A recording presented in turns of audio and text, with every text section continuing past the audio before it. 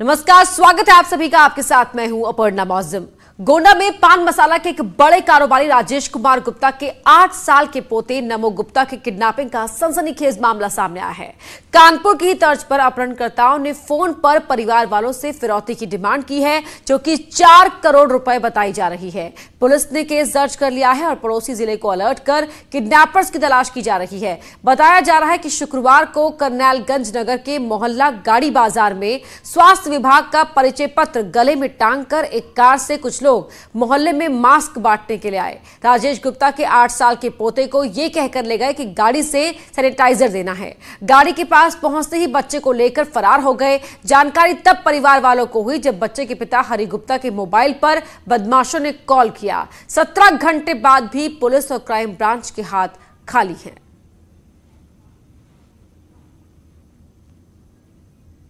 लड़का खोया, उसके नाम पता पूछ रहे थे। हम ऊपर छत पे थे, उसने हमको बुलाया कि मम्मी यहाँ पे नाम पता लिखा दो। हम सोचे कोई जरूरी काम होगा तभी बुला रहे हैं। हम चले आए, लिखाने लगे नाम पता। उसने हमसे कहा कि नमो को बुला दीजिए। बुला देंगे, नमो यहाँ पे था, मैं यहाँ पे था नहीं। हमने कहा बुला देंगे। हम उसको बुलाए, वो आया, दोनों लड़के आए हमारे पास। तो बड़े वाले को हम कहा भेज दें, इसको ना भेजिए, छोटा है। उसने कहा हम बड़े वाले को नहीं ले जाएंगे, इसी को ले जाएंगे। कितने लोग थे?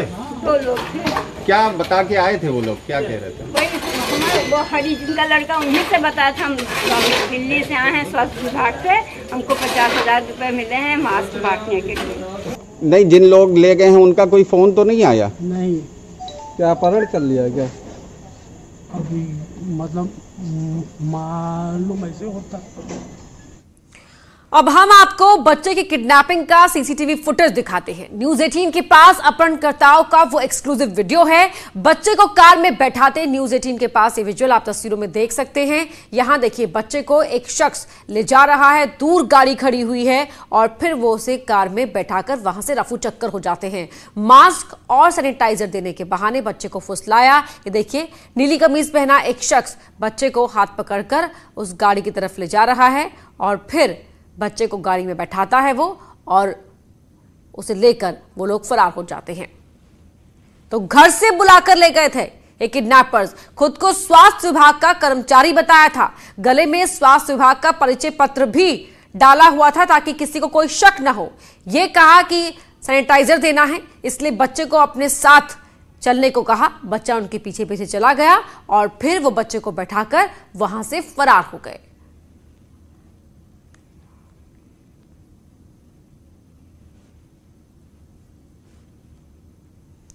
और देवमणि त्रिपाठी हमारे सहयोगी जुड़ गए हमारे साथ लाइव। देवमणि, जिस तरह से ये मामला सामने आया है काफी सनसनीखेज है। पुलिस ने अब तक क्या कुछ कार्रवाई की है? हाथ पुलिस के अब तक खाली क्यों है? देखिए, पिछले 18 घंटे से लगातार प्रयास कर रही है। पुलिस का कहना है कि क्राइम ब्रांच की और लखनऊ एसटीएफ, यहां तक कि आसपास के जो जनपद हैं, चाहे बहराइच हो, बाराबंकी हो, आसपास का जो अयोध्या, यहां तक कि प्रतापगढ़ और नेपाल का जो किनारा है, वहां तक इन लोगों ने पुलिस को अलर्ट किया है। एसटीएफ भी लगी हुई है, यहाँ की क्राइम ब्रांच लगी हुई है, लेकिन 18 घंटे बाद अभी भी पुलिस के हाथ खाली हैं। इनके परिजनों से जो हमारी बातचीत हुई है घर पे, इनका कहना है कि रात भर पुलिस इनको लेकर टहलती रही, क्योंकि जो सीसीटीवी फुटेज हमारे पास है, उस फुटेज के आधार पे पहचान कराने के लिए ये लोग भी परिजनों को, इनके चाचा को, इनके ताऊ को, इनके परिवार वालों को लेकर घूमते हैं। लेकिन पुलिस के हाथ अभी खाली हैं और लगातार प्रयास कर रही है। पुलिस का कहना है कि लगातार हम ढूंढ रहे हैं और जल्द ही नमो गुप्ता को बरामद कर लेंगे। देवमणि, आपको रोकना चाहेंगे यहां पर। तो गुटखा कारोबारी के पोते का किडनैप हुआ है और 17 घंटे से ज्यादा का वक्त बीत चुका है, लेकिन पुलिस के हाथ अब तक खाली हैं। अब इस पर प्रियंका गांधी ने भी सवाल उठाए हैं। प्रियंका गांधी ने फेसबुक पर पोस्ट किया है और यूपी सरकार पर निशाना साधा है। प्रियंका लिखती हैं कि यूपी सरकार के भाजपा का सुशासन जैसे फर्जी अभियान की असलियत यही है कि यूपी में दिन की शुरुआत अपहृत युवक की हत्या के साथ होती है और दिन का अंत पुलिस चौकी के पास से एक बच्चे के अपहरण के साथ होता है। इस फर्जी प्रचार के जरिए जंगल राज को कब तक ढका जाएगा? यूपी में जनता दहशत में है।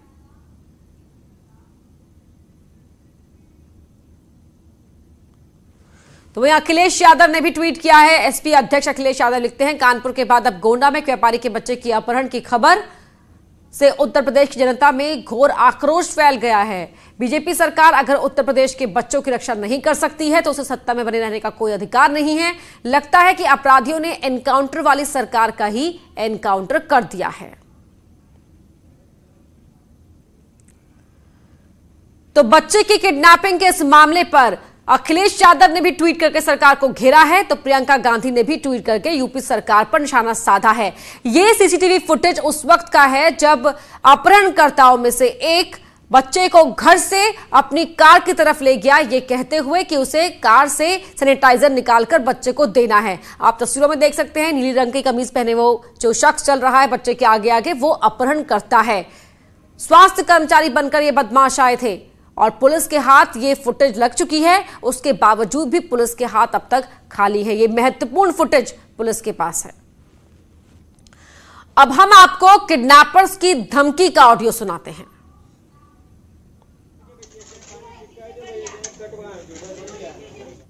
तो बताइए। नहीं बताइए, आवाज आ रही है आपकी। हाँ, तो आपका लड़का किडनैप हो चुका है। अच्छा, तो क्या करना पड़ेगा? और 4 करोड़ की व्यवस्था करो, हम शाम तक फोन करेंगे। अच्छा, और सिर्फ हाँ या ना में जवाब दे देना शाम को। और अगर ज्यादा दिमाग सुनो और अगर ज्यादा दिमाग लगाने की कोशिश की तो अभी तो सब कुछ ठीक है, और जो करोगे हमें तुरंत पता चल जाएगा। नहीं तो जैसा आप कहेंगे वैसा हम करेंगे। कानपुर वाला मैटर तो आपने सुना ही होगा। हाँ, कौन कानपुर वाला? विकास दुबे वाला मैटर आपको पता ही होगा कि पुलिस किसका कितना साथ देती है।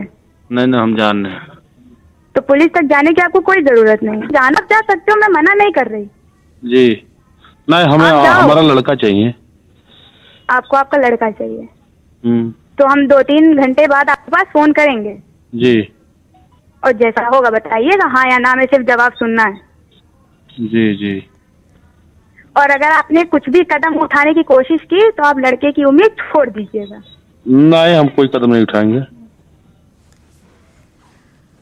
और देवमणि त्रिपाठी हमारे सहयोगी जुड़ गए हमारे साथ। देवमणि, क्या रैंसम की अब तक सिर्फ एक बार कॉल की गई है? और जो ये ऑडियो आया है सामने, इस ऑडियो कॉल के बारे में जो बातचीत हुई है अपहरणकर्ता पिता के बारे में, पुलिस क्या कह रही है? किस तरह से ट्रेस करने की कोशिश की जा रही है? देखिए, जो ये धमकी भरा ऑडियो है जो फिरौती के लिए मांग की गई है, उसमें ये कहा गया है, पुलिस से जो हमारी बातचीत हुई उसमें वॉइस चेंजर की भी बात की जा रही है कि वॉइस चेंजर का प्रयोग किया गया है, और भी तमाम सारी चीजें हैं। जो परिजनों से बातचीत हुई है उनका कहना है कि सिर्फ एक बार कॉल आई, उसके बाद दोबारा फोन नहीं आया। फिर पूरी परिजनों को लेकर, इनके ताऊ को और इनके जो बच्चे के नमो के जो फादर हैं हरि गुप्ता, उनको लेकर पुलिस घूमती रही और जो सीसीटीवी फुटेज है उसके आधार पर लोगों को पहचान कराती रही। हालांकि जो ये धमकी भरा ऑडियो उसके बाद दोबारा नहीं आया, जो 3 घंटे की बात की गई थी। हालांकि इस ऑडियो में हर चीज का जिक्र किया गया है कि विकास दुबे का प्रकरण तुमको नहीं पता है। बाकायदा इनको पूरा धमकी देने की कोशिश की गई है कि जिस तरह से जो कानपुर का मामला। ठीक है, बहुत शुक्रिया आपका देवमणि इस पूरी जानकारी के लिए। तो वहीं यूपी में अपहरण की 3 बड़ी वारदात से हंगामा मचा हुआ है। गोंडा में अपहरण का नया मामला सामने आया, जहां 8 साल के बच्चे का यह अपहरण हो गया है। कनलगंज कोतवाली क्षेत्र में सैनिटाइजर और मास्क देने के नाम पर बच्चे का किडनैप किया गया। दूसरी तस्वीर गाजियाबाद की है, यहां बिल्डर विक्रम त्यागी 26 तारीख से लापता है। और तीसरी तस्वीर कानपुर से, जहां संजीत यादव का पहले अपहरण हुआ, उसके बाद उसकी हत्या कर दी गई। बाराबंकी जिले में 1 लाख का इनामी टिंकू कपाला एनकाउंटर में ढेर कर दिया गया। सतरिक इलाके में देर रात एसटीएफ के साथ मुठभेड़ हुई, जो उसका पीछा लखनऊ से ही कर रही थी। टिंकू कपाला गोली लगने से घायल होने के बाद अस्पताल में ले जाया गया, जहां उसे मृत घोषित कर दिया गया। टिंकू कपाला पर हत्या और लूट के 27 मुकदमे दर्ज थे और इसकी आपराधिक गतिविधियां कई राज्यों में थी। 2019 में लखनऊ के कृष्णा नगर में आरके ज्वेलर्स के यहां हुई बड़ी लूट और हत्या का यह मुख्य आरोपी था। वारदात के समय उसके साथ मोटरसाइकिल से एक बदमाश था जो भागने में कामयाब रहा। पुलिस कॉम्बिंग ऑपरेशन अब चला रही है।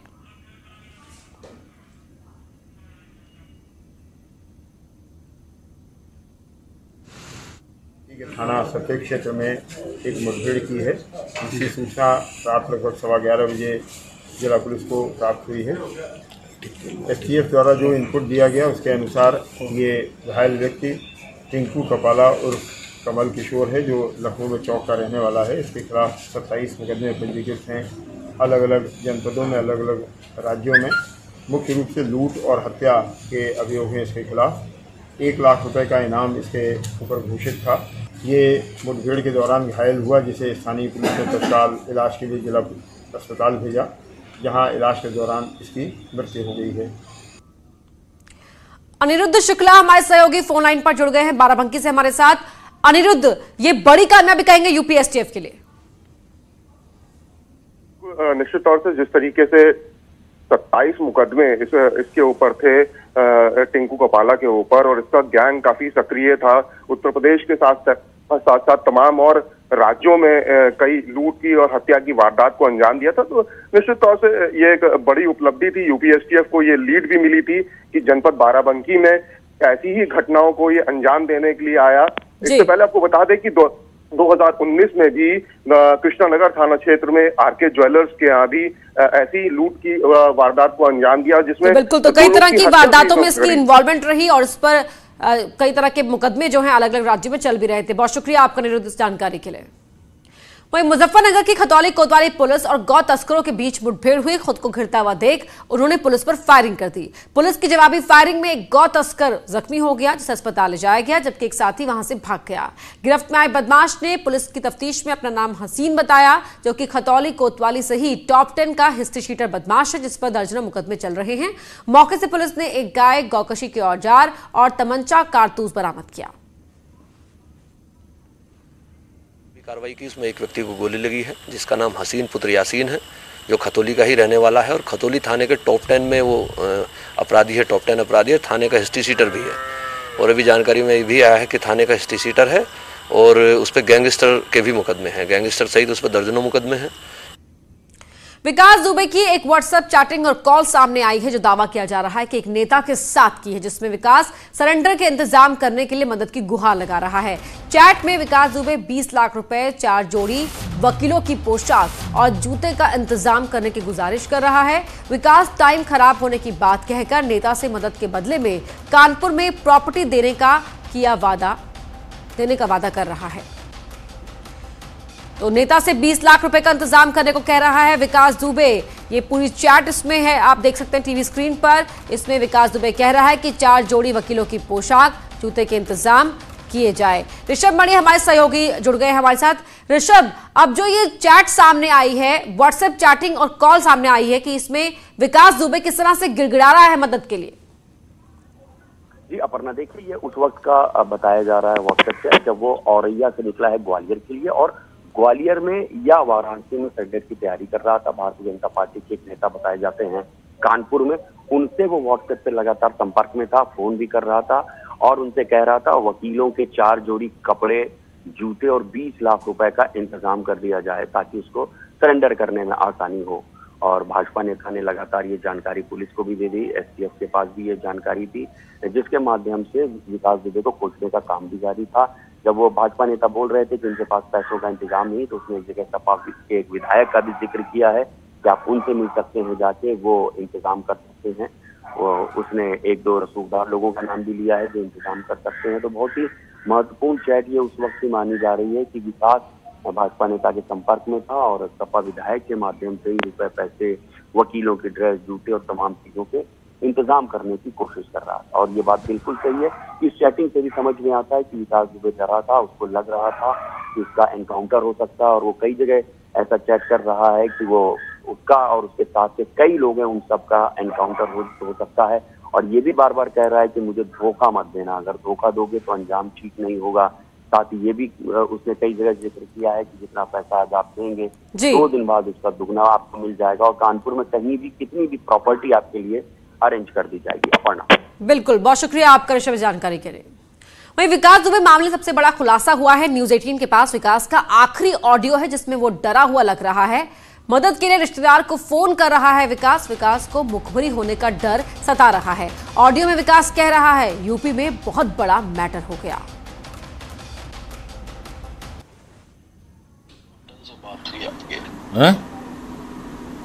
गुड्डन से बात हुई आपकी?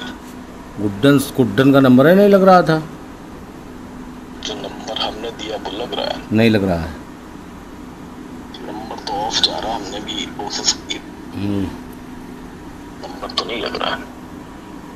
चलो आप माई लायक जो मदद बताओ वो हम करवा देंगे, बस कुल मिला के इतना समझ लो। अरे वो अवस्थी हाँ वो और ये हाँ हाँ हाँ उसका नंबर मिला था और यह से हाँ बताया था आपके रिलेशन में है कोई। हाँ हम उसी लड़का है, हाँ रिश्तेदार हैं। कि हो जाए मदद हो जाए थोड़ी देर, आप समझ रहे होंगे मैटर क्या है। हाँ हाँ वो हम समझ रहे हैं। तो आप सब मैनेज हो गया है, ग्वालियर में पहुंच चुके हैं। अच्छा हाँ और सब पूरा फुल मैनेज हो चुका है, बस ये है दिक्कत है। अच्छा अच्छा तो हम उनको बोल मंगलवार को हाजिरी भी हो जाएगी कोर्ट में, आप समझ रहे हैं सब कुछ हो जाएगा। चलो तो हम उनको बोले दे रहे हैं कि आप जो कहें। हाँ ठीक कि गुड्डन कहाँ है आजकल, लेकिन गुड्डन तो गायब होगा और कहाँ होगा। गुड्डन से आप एक चीज कह देना अगर बात हो। हाँ फिर ये दो पे एक पेज बनाया था उसका एडमिन है ये।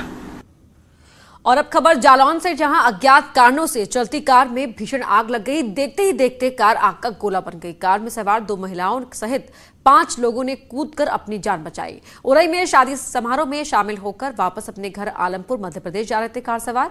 कोंच कोताली क्षेत्र के ग्राम कैथी के पास की घटना है। तस्वीरें आप देख सकते हैं, गाड़ी किस तरह यहां पर जलकर खाक हो चुकी है और इसमें 2 महिलाओं के साथ साथ 5 लोग सवार थे जो इससे वक्त रहते ही गाड़ी से कूद गए। सीएम योगी आदित्यनाथ आज अयोध्या जाएंगे। पीएम के दौरे से पहले अयोध्या जा रहे हैं सीएम योगी। तैयारियों का जायजा लेने के लिए अयोध्या जा रहे हैं सीएम योगी, जिससे शिलान्यास के मौके पर कोई कमी ना हो। 5 अगस्त को राम मंदिर का शिलान्यास होगा। प्रधानमंत्री मोदी राम मंदिर का शिलान्यास करेंगे।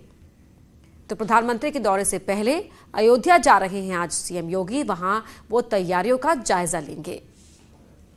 3 अगस्त से भूमि पूजन का कार्यक्रम शुरू हो रहा है और 5 अगस्त को प्रधानमंत्री मोदी अयोध्या पहुंचेंगे।